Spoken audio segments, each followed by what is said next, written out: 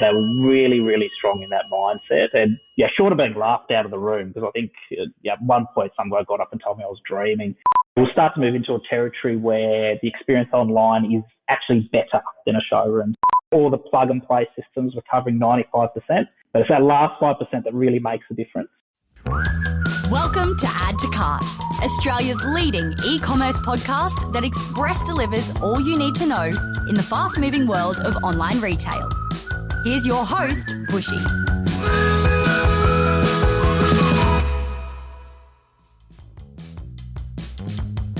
Welcome to another episode of Add to Cart. I'm Bushy and I'm joining you from the land of the Turrbal people, otherwise known as Brisbane, Australia. On Add to Cart, we welcome everyone to share and listen to e-commerce stories. The more diverse, the better.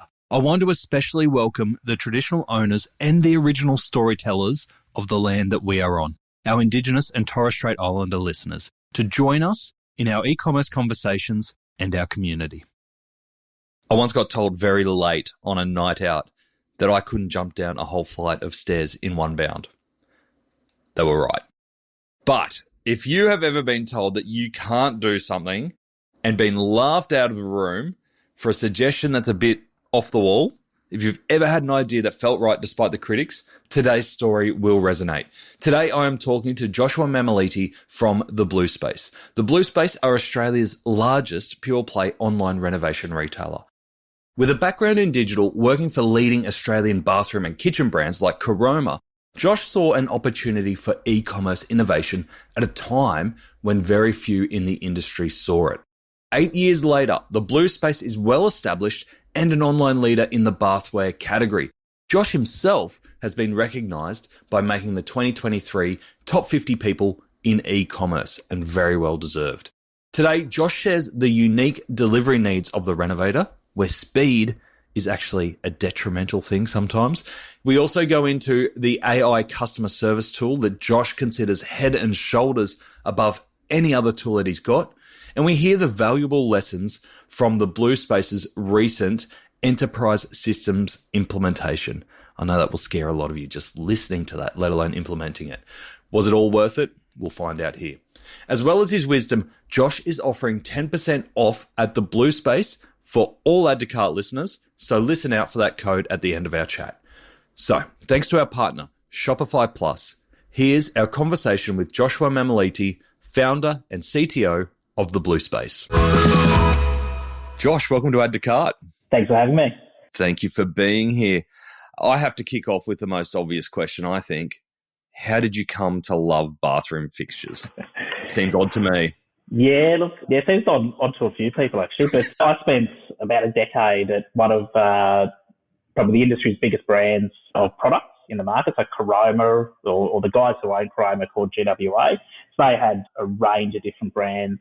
I spent about a decade there, started there not too far out of uni, and basically I learned everything there was to know about bathroom products there. I was heading up all their digital assets, so all their websites, apps, content management systems.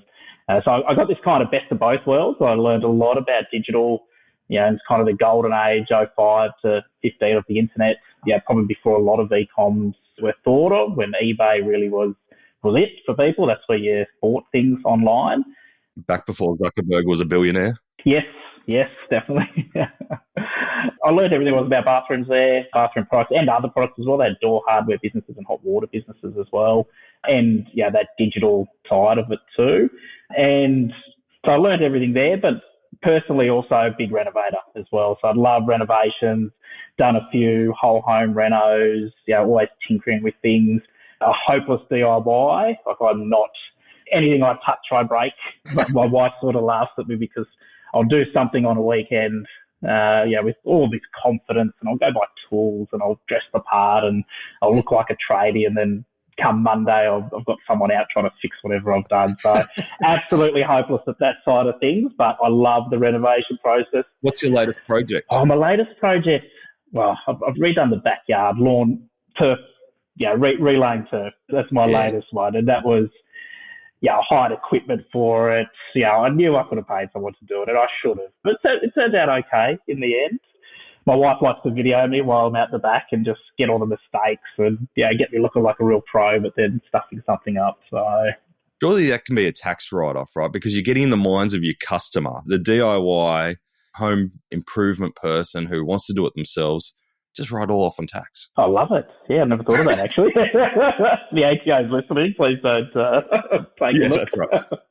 They don't listen to this, but we're right. So you're in the big corporate side of the world there, got a passion for it yourself. How did you go from working for someone in that industry to go, actually, I can back myself here to make a real play at this and do it differently? Yes, I remember a specific moment. I was actually, so as part of my role at GWA, I would meet with all the traditional bricks and mortar guys in the industry, all the big retailers, and I was presenting to them at an event, and I was trying to tell them that people do want to buy these products online, and their view of the world back then, so just probably 2013, 2014, around then, that was their view of the internet was it's a place where it's cheap, it's nasty, people are only there to get a discount, they're not there to experience anything that a showroom has to offer. And that mindset, they were really, really strong in that mindset. And yeah, short of being laughed out of the room, because I think at one point some guy got up and told me I was dreaming. I was trying to tell them, guys, there is a cohort of people, not everybody, it's not for everybody, but there is a cohort of people that do want to buy renovation products online. They don't want to go to your showroom. They don't want to spend all weekend looking, place to place. And it was kind of at that moment where I sort of thought, yeah, if you guys aren't going to do this, because it was really clear that they were not interested. And these were some of the biggest retailers in the space. They were not interested in online. So I kind of thought to myself, yeah, I think I could back myself to do this. And my business partner, Les, he just recently left Caroma. So I used to be the chief executive of Caroma, and I was working under him. And, I had this conversation with him, and I said, yeah, I think there's something in this, right? Like, I think around that time, Appliances Online was going quite well. It was still fresh and new, but they clearly showed that in a category, big bulky category like appliances, that it is possible with the right offer. And I sort of said to him, look, I think, I can back this. I think I'll give it a go. So I left there and pretty much straight away started the business. And, Caroma now are one of my biggest suppliers, and I've got a great relationship with them. But sort of all just came together quite nicely in the end. And I looked at myself and thought, my bathroom experience plus my digital experience, I could make this work. 8 or so years later, still loving it, and I think I've made it work to a certain extent.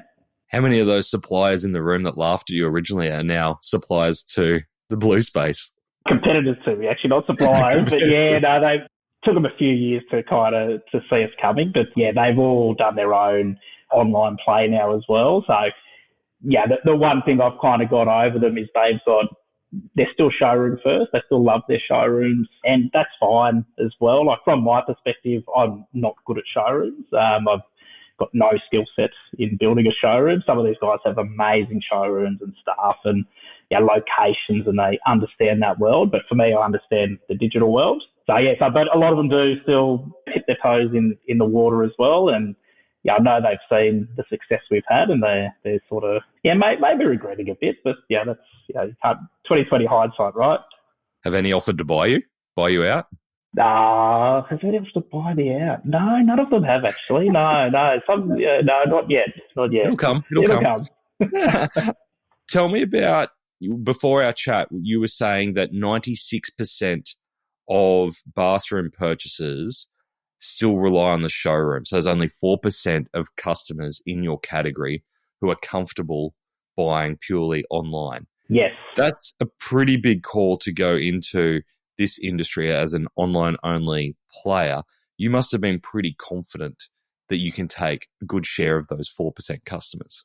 Yeah, it is. It's very low. Yeah, something that gave me confidence, even way back then, was different markets, but in the UK in bathrooms, back when I started, it was about 25% of sales were happening online. I think since then it's grown. I think now there are, recent numbers I saw about 35, 36%, but, you throw COVID into that probably helped boost that up a bit. But they are, across any e-commerce category, so far ahead of where Australia is. And I think, especially in bathrooms, geographical spread really hurts us just with the sheer size of the products we send around the country. And, you've got to really be close to your customer to deliver it well. So in the UK, being much denser, they obviously have a little bit of an advantage over us. But when I looked at that, I sort of thought, yeah, Australia's got a long way to go. So 4%, hopefully becomes, whether we get to 30% in my lifetime, I'm not sure, but it definitely has room to grow. And obviously being such a high percentage of sales happening online in the UK, they do a really, really good job at online retail. So there's a lot to learn from that, and that gave me confidence. But Les, also my business partner, he's an accountant by trade. So, you look at 4% of a $30 billion market, it's a huge chunk. And with nobody dedicated to try and get part of that, we saw that as just the numbers do add up. Like, it's a $160 million market or something we're going after. So that's comfortable for us to try target as well. Yeah. And is that your dynamic? Is that you're the innovator, the big ideas guy, and Les is more the numbers and the planning side of the business? It's a perfect relationship, yes. So anything online, it's my bread and butter. But the account side of things, the finance side of things, bringing the right people together, that's his forte. It's a very good partnership. We've a bit of the yin and yang there in that partnership. So I like to spend the money and he likes to watch it. So that's great. It's perfect. It's very similar to, have you read Rocket Fuel? I haven't, no. But it's exactly you probably don't need to read it because you're living it. But it's the dynamic they talk about when you set up as founders is try and get one who's the big picture, move forward, big ideas, and one who can manage the day-to-day. And the lines blur, but two very different personalities. Yeah, absolutely. Yeah, and there's so much more to an e-commerce business than just a website and the digital side. We've got, majority of our staff are doing the things that many other traditional businesses do: picking, packing products, delivering, customer service, finance, accounts, that sort of stuff. There's two sides to any e-commerce business. It's not just sitting behind a computer and in a spare room and making tons of money online. It's just not that. Can you find me one of them? Because I'll do that. Well, that's what I thought this business was to start with, to be honest. I thought, I'm really good behind a computer. I think I can do this. But, doing deliveries, picking, packing, I've done it all in the business. And there's so much more to running a successful e-com than just that.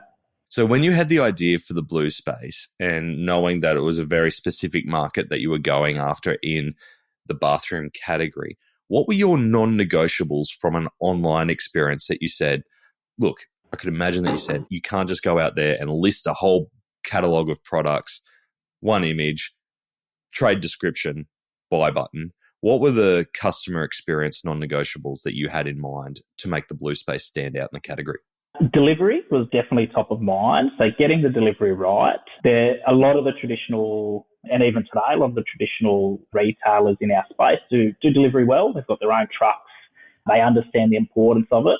So we have to understand the importance of that, especially in our industry. Delivery, we sometimes joke, not that it's a joke, but I guess we laugh sometimes when we deliver something too quickly and we get a complaint. So, because the space isn't ready for it. Yeah, customers not ready for it. So their site's not ready, their trades aren't there, they haven't got somewhere to lock it up.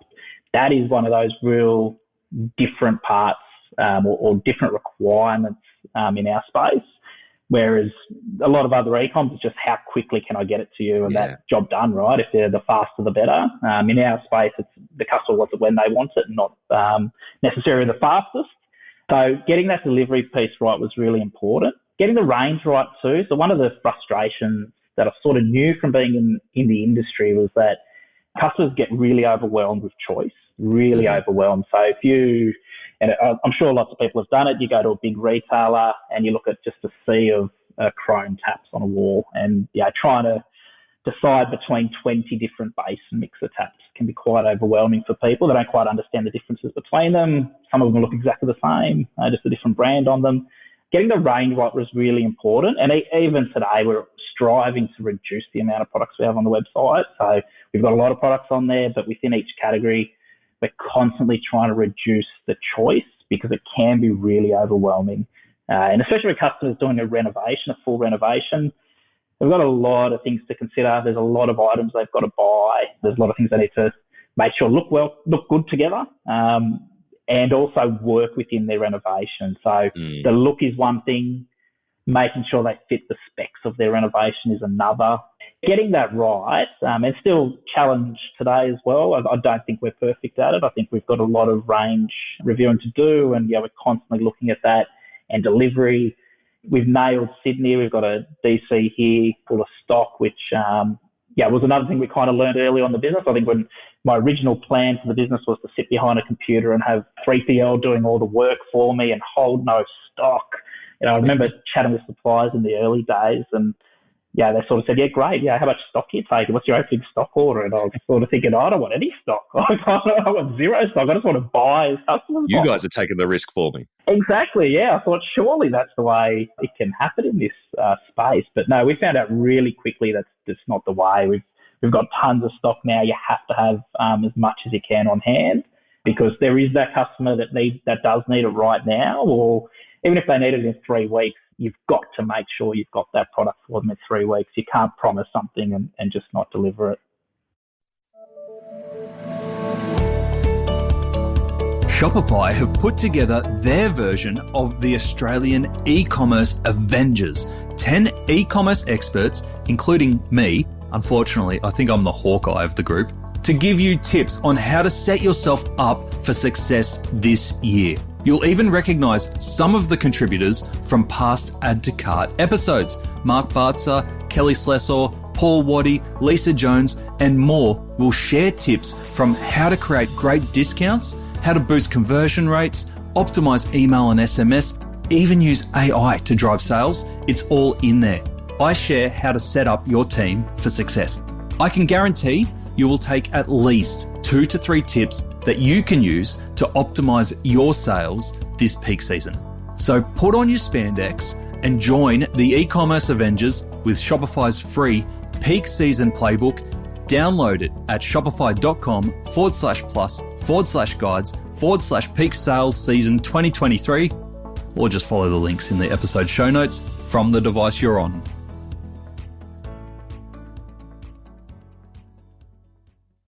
Did you find that in those arrangements with dropshipping partners in terms of manufacturers, direct from manufacturer, they just couldn't deliver to the promises that you were making to customers?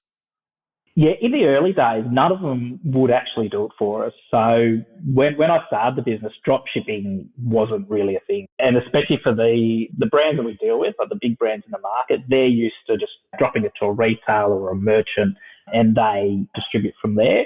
So even back then, that wasn't even an option. I was getting the products sent to my 3PL, then turning them around and getting them straight back out again. That was my preferred model. But we very quickly found out that delay and the potential risk around that is just too high. So anything going wrong in that whole process means the customer, whatever you promised the customer, is not happening. So we had to quickly move to holding stock ourselves, and customer places the order and we send it out to the customer. Got you. How many warehouses do you have now? So we've only got the one at the moment. We've got plans, I think it's April, May, we'll have Brisbane open and Melbourne around June. For many years known, we've had to move into states, but now we've just really nailed what we're doing in Sydney. Everything comes from here, but a big chunk of our market is down in Melbourne, and Brisbane followed, and Brisbane is growing too. Just a lot of activity up there. There's a lot of people moving to Brisbane, which you kind of don't blame them, or Queensland. And beautiful spot. Oh, you up there, are you, Nathan? Is that where? I'm in now. I'm here right now.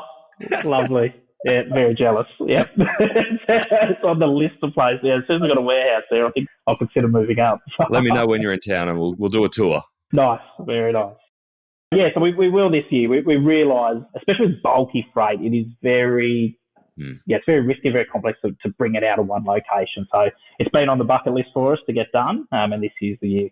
Are bathroom products seasonable or highly trendable? So in terms of sell-through of stock, is there much pressure on you to sell through? No. So it's not. So good thing about this industry is that the trends last a long time.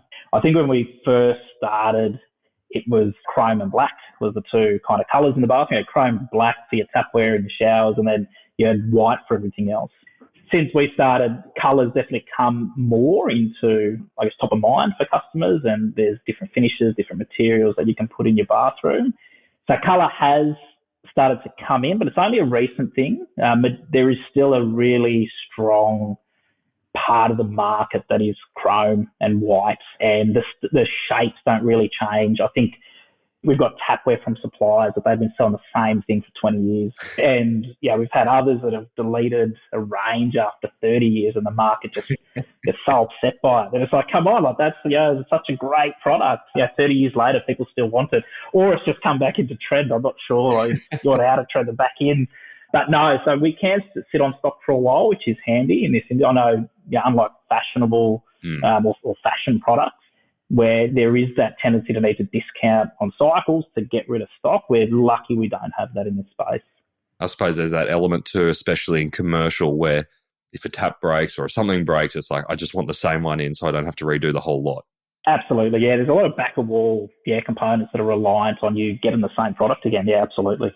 Do you do much in the commercial space? No, we don't. No, so we know there's an opportunity there. We don't do a lot there. We've really focused on your mum and dad consumers, your home renovators, even new builds. We don't do new builds that often. We deal with a few builders that come to us and a few commercial customers that have sort of come to us, and we've got great relations with them and they love certain elements about our business. But no, we haven't gone after the commercial market yet. And it's mainly because the products are a bit different that the commercial market wants, and there's some really great competitors in that space that service the market really well. We don't think we've nailed that renovator customer yet. Yep. So we're sort of trying to stay focused. It probably comes up every couple of months though that, hey, look, there's a huge commercial part of the market. Why don't we try to do something there? And we've got to pair ourselves back and just see, we know what we're good at the core, and we just need to keep building on that. It feels like you have a really strong approach to customer service and guiding the customer through all parts of the journey. You mentioned appliances online as one of your early inspirations before. I can see a lot of that coming through in your approach to your customers as well. Tell me about some of those things that you've put in place, because you are so focused on that D2C customer and that home renovator, that you've put in place to take that customer experience to the next level. Yeah, so we're very reliant on our team here. So we've got a team based in Sydney, well, spread out now. Actually, we've had a few people move during COVID, so we've moved a bit around the country. Yeah, we've got an Australian-based team of customer experience people, sales people, and interior designers.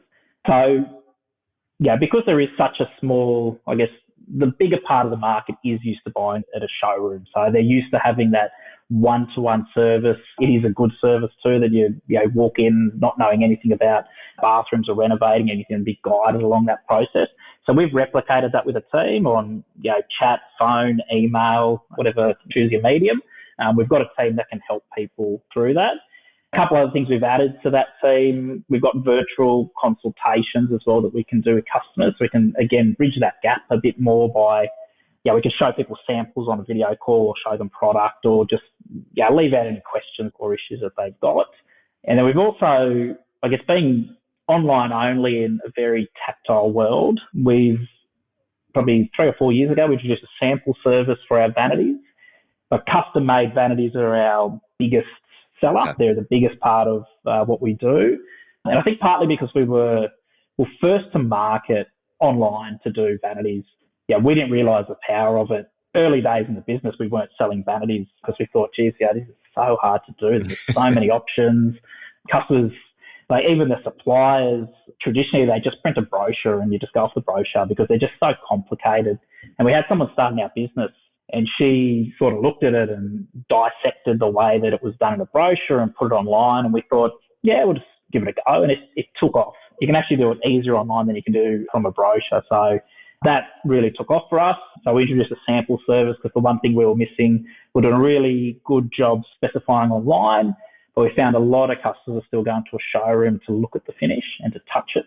We've had that sample service running for a while, and we do finishes, wood grain finishes, the bench tops. We started to add tapware samples into there now. So you can see, as I mentioned before, tapware colours are now a thing. So everybody does their colours differently, which doesn't help a customer decide. So we started to do samples of the colours now as well. So you can see, brush gold across 3 different brands is 3 different types of brush gold. So, trying to educate customers and help them make that choice without having to physically see the product. And just recently tiles as well. We started getting into tiles as a natural evolution in the bathroom for us. So we started to add tile samples into those boxes now as well. Are you charging for those samples? I think we charge delivery, but then there is a code in the box as well where you can get, I think, a bit more than delivery back off your first purchase. So we try to use to track those sample boxes and track the success behind them. Yeah, it's such a key thing when you're an online business. When you're choosing colour, especially when people are choosing colour online, the amount of customers that speak to our team afterwards and just say, that is not what I thought it was. Yeah, you're looking at a wood grain colour online and it turns up and natural light, artificial light, what you see on the screen, it is so different. So, if we could cover all the costs, we probably would if we knew we'd guarantee to get it back. But we're happy to give as many of those out as possible because it just helps. When it turns up at the end of the day for the customer, they're happy with what they've chosen. I suppose it'd cut down on your returns as well, right? Absolutely. Yeah, returns, in any industry, returns are painful, but they're even more painful for us, for our customer more than us, I think. Our return rate is really low. I think it's less than 0.5%, which we're really happy with. But if a customer needs to return something when they've got a tradesperson on site, it just becomes such a costly exercise for them. So it's not just the pain of getting back something big and bulky to us and the costs and the environmental impact and that comes with that as well. It is, they usually have a tradesperson standing there saying, you've bought the wrong thing. That's your problem, not mine. I'm still giving you a bill for this half an hour that I'm standing here looking at the wrong product. So it can really blow out. So we do everything we can to educate our customers before they purchase and make sure they've got the right thing so that we can avoid that for them. That level of customer service in terms of interior designers, being able to do video chats, even things like WhatsApp that a lot of D2C retailers are playing in, combined with the sampling activity there, that's a lot of activity to make sure a customer is comfortable with their purchase before they buy.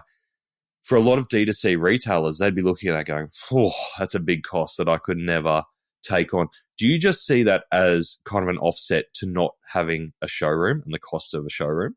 Yes, absolutely. Yeah, we often have that exact discussion actually. We're saving on rent, so high street rent that you're potentially paying for a showroom. Staffing those showrooms, you can probably argue staff's a bit offset by the staff we've got anyway. But definitely we see those as things that we just have to do to bridge that gap. And I guess it comes from listening to the customers over time as well. It's something they all want. They want that physical, tactile feel of something at the end of the day. And when I say all customers too, though, I think there are a whole cohort of customers that don't use the services either, and they just buy online. Sometimes we'd love to know why they just bought online. We've seen some cracker sales come in where we're all sitting there scratching our head thinking, how did that person just specify all that themselves, not contact us at all, and just transact online? And even when we try get in contact with them to ask, they're not interested in telling us why. So there is that customer. Drove a bit of the belief I had in the business in the early days that there are just those customers that don't want to talk to anybody and they want to do all the research themselves. They're very self-guided in what they do. They've got mood boards. They've got Pinterest pages. They follow their favourite people on Instagram, and they want to make that decision themselves, and they enjoy it and just want to buy the product and get on with it. What's the wildest bathroom brief that you've had that comes to mind? I'd probably have to ask the team on that one. I haven't had too many wild ones. We were in kitchens for a while where we were building custom kitchens online for people. It was an adventure, I must say. We're not in it anymore because we found it really, really complex. There were some odd requests there, like dog kennels underneath bench tops and stuff like that. So, where we just sort of said, look, we're trying to sell kitchens online. Like, we can't do these really highly customizable things that your local cabinet makers told you no to. Yeah. From a tech perspective, what's exciting you in e-commerce at the moment? There is a lot around AI. I think everyone's, and we are too, jumping on that with a lot to do with AI. But in our space, it really is visualization. So the next frontier, or, we've started along this visualization path. We've run in a few different directions at different times in the business. So years ago when I first started, I think we were doing virtual reality bathrooms when Oculus Rift had this huge, it was introduced and it was so accessible and it was so easy to make virtual reality bathrooms. And we jumped onto that, and then we soon really quickly realised that yes, it was an amazing experience, but it was very one-off. You had to have the tech at home. It was competing against a mobile phone, making a transaction online. At the end of the day, a mobile phone's easier to buy on my website than setting up a VR kit and walking around a bathroom and learning a whole new bit of tech as a consumer. Trying to figure out how to make it work to purchase was just too high a hurdle. I suppose if you're already confused about your bathroom and then you add in, make all this tech work as well, it's pretty overwhelming. It is, yeah. And all new for people too, right? Like, and every experience, there was no universal experience behind that virtual shopping experience. So it was quite difficult to educate people from a cold start, where websites generally now are all looking quite similar. The checkout process is moving to quite a standard checkout process, which builds a lot of trust. So it's hard to compete with that. But we're moving down what this whole AI has driven a lot of development in GPU production and speeds, and that's really opened up this whole world of, okay, now we can render images a lot faster. So we're moving down that path. We've recently launched, again, back to vanities being such a key category for us. We've had to constantly evolve that offer and try work out how to stay ahead of competitors there. And we've built a visualization tool that basically builds a vanity from scratch. So you make your selections and it builds a very realistic, and I mean really, really realistic image, or I think it's about 6 images it produces of the actual vanity. And then to give you an idea where that kind of sprouted from was, again, the UK. I was checking out some wardrobe companies in the UK, and they've got these really cool wardrobe builders where you can make these selections and see this very customizable wardrobe. And when I dug into the tech a bit more, I realized that all they did was rendered every single permutation of a wardrobe as a static image, and then every time you pushed a button, it just changed the image. So I looked at doing the same thing with vanities, and we calculated that there are 500, I think it's more now, there's 580 billion permutations of vanities. So we just, we looked at that and just thought, even if that was a million, right, you could never render that many images anyway, let alone hundreds of billions of images. So we realized we had to build something a bit different. And when we first built it, it was quite slow, but with the kind of the new tech around GPUs and the new way of processing information, we've managed to get that down. So I think it's 4 to 5 seconds now. So make your selection, 4 to 5 seconds later, we can show you some really high quality rendered images. And we're working to improve that now. And we're in the process of rebuilding the entire front end because, as these things are always, I guess in my experience, you launch it, you find out a ton of feedback from customers and staff alike, and you've got to rebuild it again. So we launched something, the tech works, we know the tech works, we've kind of done the hardest part, and now we're rebuilding the interface to make it a bit easier to use. So that really excites me because I think once you can visualize a highly customizable product like that, then we move into visualizing whole rooms. And I think that's where, we'll start to move into a territory where the experience online is actually better than a showroom. So it's not just matching a showroom anymore. It may become, the preferred way to do things. People may prefer to do it online because it actually is better. No showroom could show every single option of vanity. Very limited on space. They're huge products. But we can online show every single permutation. And you've come a long way from the brochure. Yes, a long way from the brochure. A long way, yes. We still get those delivered and we still need to work out how to get them online in our format, but a long way. When you were having these ideas for AI, and I love that you gave us the examples of the Oculus experiment that you did, when you were approaching AI, did you do anything differently with those lessons in mind in terms of, did you go out and go, yes, we've got to develop this technology ourselves, or did you go, let's go grab something off the shelf and see how we can use that? Yeah, it's a great comparison, virtual reality and AI. I think AI is still early days, but I think it's definitely got more legs than the virtual reality does. But yes, we absolutely, when the Oculus Rift stuff came out, we worked with a company and built this absolutely custom solution, and we're the first in the world to do it, and we thought we were fantastic. But with AI, we've waited a little bit, and we ended up going the AI we've introduced, we ended up waiting for a very, I want to call them traditional, but we use Zendesk internally for our customer support system and our CRM at the end of the day. So all contact with customers comes through Zendesk. Traditionally, they've sort of taken a little bit longer than other companies to adopt this really new technology. And obviously being quite a big organisation, that kind of makes sense.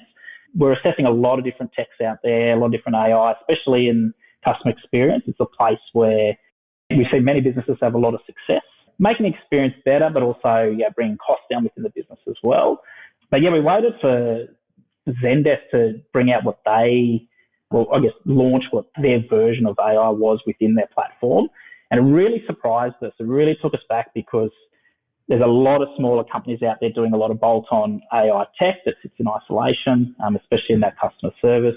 And Zendesk have really launched a very cohesive set of tools. And it's not so much the front-end tools that are impressive. We do have a chatbot on our site that does triage questions coming in. But that really wasn't what got us across the line. It was the back-end efficiencies. And one in particular pretty much solved the entire costs for me. When I saw it, I just thought, this is a no-brainer just based on that one thing it can do. And what it does, it's got an AI tool that listens to the phone conversation and straight away just records a handful of bullet points, what the conversation was about, how was the mood of the customer, were they in a good mood or in a bad mood, were they frustrated, and what was the outcome. And that alone, for any business with high volume calls like we have, any other person in our business that gets a phone call an hour or two later or next day or a week later can just really quickly see what the last conversation was about. And just, you just don't get that in many businesses, I don't think. The amount of times, I know I have, and I'm sure everyone else has, you've called a call centre and you've got to explain everything over and over again because, the poor person at the other end of the line is just trying to work off handwritten notes or, someone else's notes against the ticket, and it may or may not make sense. So that alone, I think, just creates a lot of efficiencies for our business, but then also just provides a great experience for the customer. That's an awesome feature. I hadn't heard of that. And I could imagine it would spark some pretty big ideas from you in terms of automations that you can do from a customer communications perspective based on keywords, based on mood, and those options would be endless. Oh, absolutely. This is just, something like this is just the tip of the iceberg. It's like, great, we've got that one part, but the automations you could do, you could send the customer, a gift if they were upset, or, if they're happy, you could, ask them for a great review. You've got all these things you could do based on knowing how customers feel at scale too, which is, you would just lack without having that kind of technology. Sorry, I'm interrupting this conversation because I have a message for any sales folk listening who are in e-commerce services or tech. What if I told you that you could meet Australian e-commerce decision makers in their car, follow them to the gym, even join some of them in the bathroom? Well, if you sponsor Add to Cart, you might be able to do that legally. We have sponsorships available for 2024 right now. Come join our industry-leading partners such as Shopify, Impact.com, Convert Digital, and Farsight in helping to bring amazing conversations, events, and more to our e-commerce community in 2024. Email me directly at nathan@addtocart.com.au for the full 2024 prospectus. And in the meantime, don't get any ideas about bathrooms.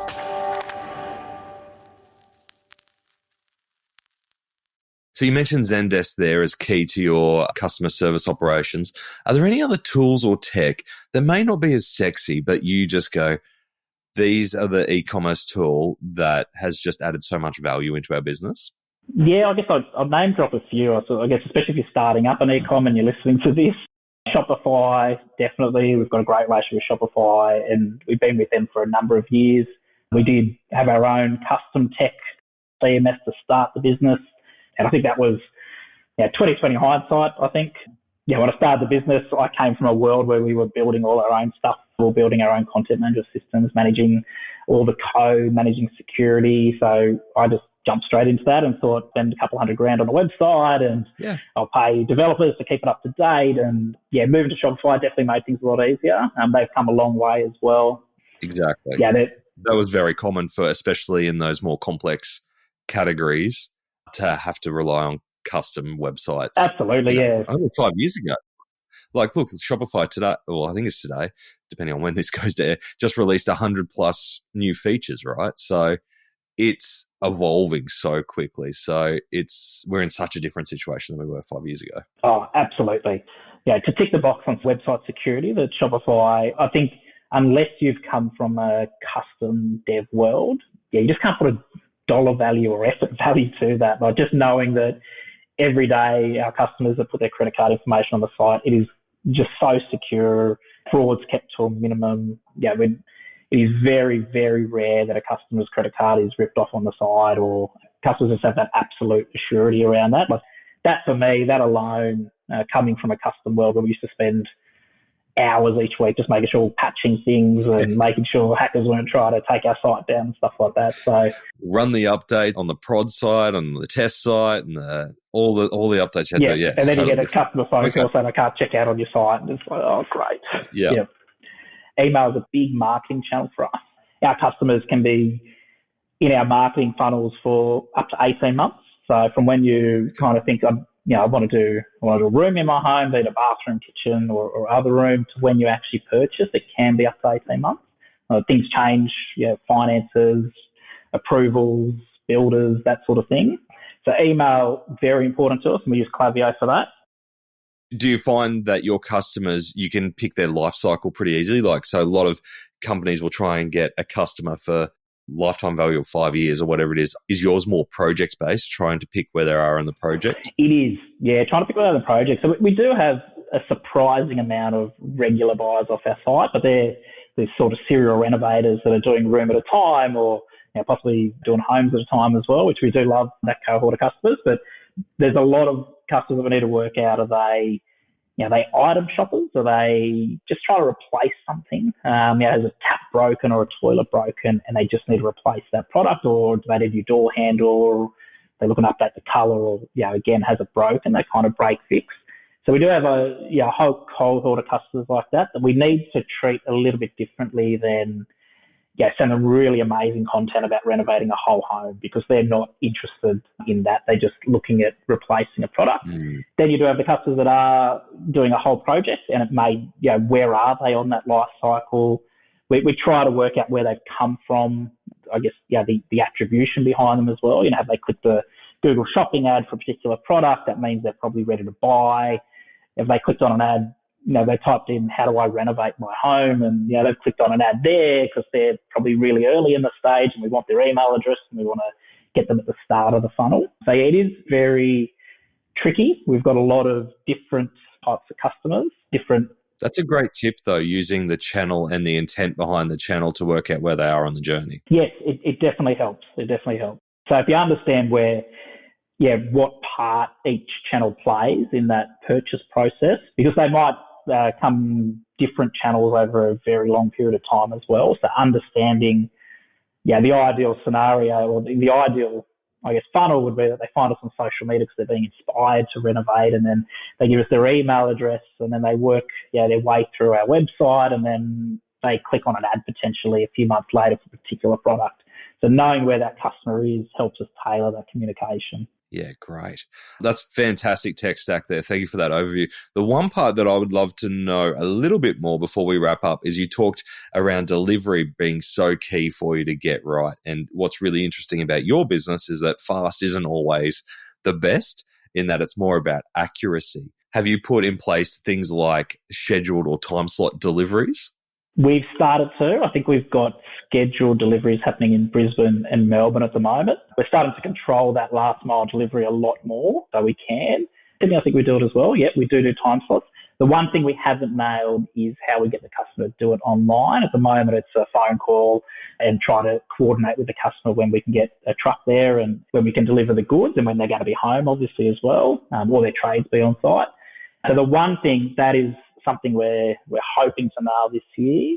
We've just put SAP in the business as well, talking about tech stack. It's not common for e-commerce businesses to pick an enterprise ERP system. But we're going down that path. So far, we're really happy with it as well. If anyone's put in an ERP, which I'm sure many of your listeners have, it is It is never smooth and it's never fun, but we're past that stage now, as well as a warehouse management system off the back of it. We've put in for a warehouse management system off the back of that, which gives us a lot more automation in the warehouse.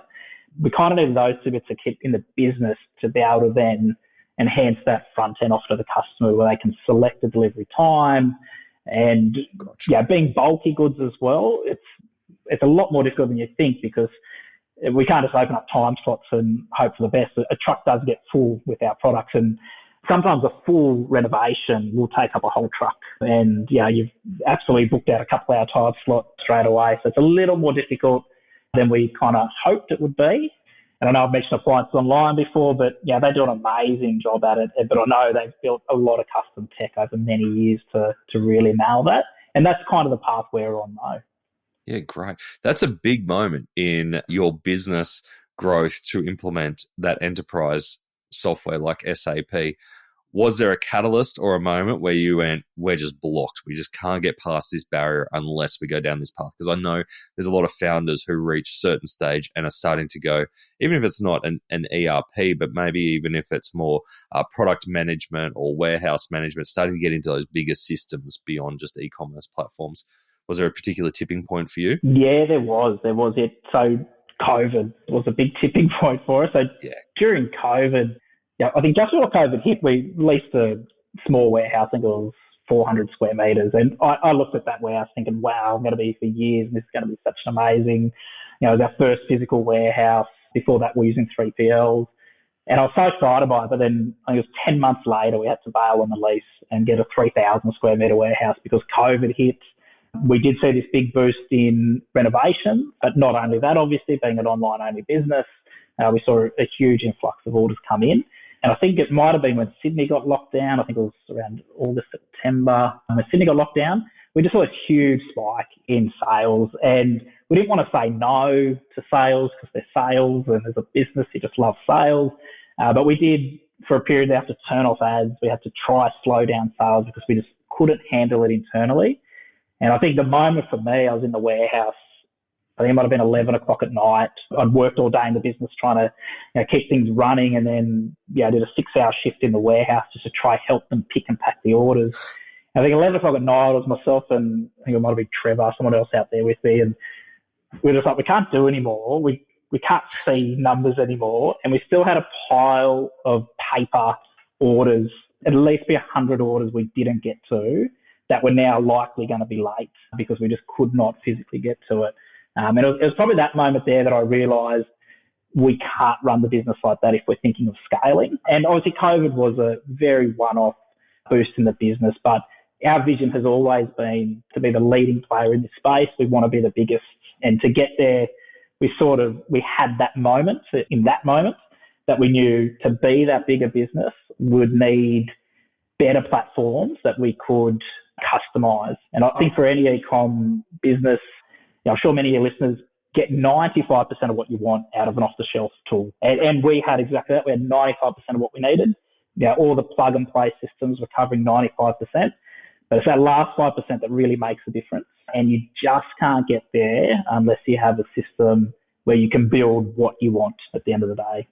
That's awesome. I think a lot of founders listening will get a lot out of that because that is a high decision point there. And it kind of takes you into that next level of both the investment to do it, but also to maintain it. Yeah, absolutely. And the amount of people are still saying crazy. And even, I look back and I think, geez, could we have done it any other way? Like, did we have to make that big leap? But 4 months later, no regrets. Right now, I've got no regrets at all. So even just small things we want to do with the warehouse rollout, it is all possible. And it's a good feeling. Awesome. Josh, we've gone all over the place. It's been such a great chat. If there was one lesson as a founder that you've been on this journey since standing up in front of that group and them calling you crazy for wanting to go online to where you are today with the Blue Space, what piece of advice would you have to other e-commerce founders? I think what I touched on before, but it just can't be run from behind a screen. I think there's so many elements to an e-commerce business. There's this whole physical component of making sure your products get to the customer and making sure they're happy with the products. And probably off the back of that, I'd say, lots of people I've spoken to in the industry at various stages, try not to do it all yourself. I think I have many times I've been driving utes around, dropping things off or picking things up. And it's all well and good to get yourself out of trouble, but it's not, you shouldn't try to do everything yourself. I think you need the right people in the business to take things off your hands. And there's been real key moments in the business where we've noticed we've brought the right person in to do the right job and take it off, my hands or Les's hands. And they're the right person, they've got the right skill set, and you see a material leap in the business performance following that person joining. So I think that's, recognising what you're really good at and what you could do, but you probably shouldn't do. I think that's really key in any, not just in e-commerce, I think it's key in any business. And it can hold back growth if you don't bring those people in.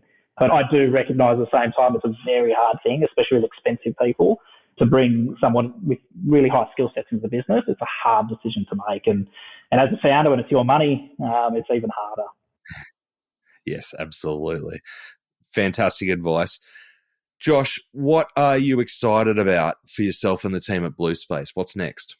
I think we touched on it, but the delivery side of things I think this is our year to get that right, at least in Sydney, Melbourne and Brisbane, our three key markets. I think that's the most exciting thing, because if we're going to get a complaint from a customer, it is delivery. It is, the product's arrived broken, it's arrived late, it's arrived early, all those things. Bulky freight is difficult. It's been a real challenge since day one for the business. I know it's a big challenge for any business in bulk freight. If you've got a small parcel and you send it with Aussie Post, it's amazing. And we send a lot of small parcels with them and we rarely have issues. But it's the bulky freight that we know we can solve, and we just know it takes a lot of hard work. But that's probably the most exciting thing, knowing, we're going to tackle it this year. We're going to give it a good crack at trying to fix it. Very exciting. Well, if you're in Brisbane, let me know. And for everyone else, if they want to get in touch, either find out more around what you're doing at the Blue Space or you personally, what's the best way to get in touch? Yeah, look, if you're looking to do a renovation, probably don't get in contact with me. Just reach out to the team via the website. We've got some great people here, interior designers and sales staff that'll help a lot better than I will. But look, personally, LinkedIn LinkedIn is probably the best place actually. Just reach out on LinkedIn. I love connecting with new people, especially if there's any founders out there that are, just want to shoot something across and have a chat. Really happy to have a yarn with anybody. Legend. Josh, thanks for joining us on Add to Cart. Thanks, Nathan. Appreciate it. Thanks for having me. I really hope that some of those people who laughed Josh out of the room originally got a chance to listen to this chat. And I hope they're crying into their porcelain thrones as we speak. All right, if you want to give your bathroom a little shake-up, head on over to thebluespace.com.au and you can get 10% off site-wide until the 31st of May. Simply use the code ADDTOCART, all one word, in the checkout. Remember, if you're not sure, you can start by talking to one of the Blue Space's online consultants. Tell them Bushy sent you. They won't have a clue who Bushy is, but tell them he sent you. All right, here are the 3 lessons that I took from the conversation with Josh. Number 1, backing yourself isn't reckless. Josh didn't strike me as the reckless type, and yet in starting the Blue Space, he went against the wave of the feeling in the industry. Even though he didn't get a vote of approval from his peers, his years of experience told him it was the right move, and he wasn't wrong. He backed his skills and knowledge, but he wasn't reckless. Number 2, automating customer service. I loved Josh's overview of the Zendesk transcription service. The ability to summarize key messages from customer service calls and even categorize the mood of the customer is an amazing feature. This really standardizes the data that is captured across the organization and allows smart automations. I could see Josh's head was buzzing in all the ways that they could use that data. So keep an eye on these features with your customer service platform. It could be a game changer for your business. And number 3, if something's really hard to do well, that could be your differentiator. There are 2 ways most startups begin. They get all the fundamentals right and lift the overall standard for the industry or the category, or they totally disrupt with 1 or 2 killer features that just stand out in market, with the fundamentals being passable. The Blue Space have actually managed to do both by revolutionizing the way we buy vanities, for example, moving from that catalog system to a more automated and graphical design customized for you. They have something totally unique without scrimping on the fundamentals of delivery and customer service. Very impressive if you can get both a disruption and the fundamentals right. Thanks for joining us today on Add to Cart. To listen to all our e-commerce conversations, now in the hundreds, you can head on over to addtocart.com.au. There, you can also join up to our free private Slack community to share e-commerce ideas, tips, and questions with other listeners. You can also subscribe to the Add to Cart weekly newsletter and browse some of the video highlights from our chats. There is a lot there. That's addtocart.com.au. And if I can ask you one thing before you go, if you enjoyed today's episode, make sure you share it with a friend or a colleague who could benefit, or leave us a review. It really makes a difference.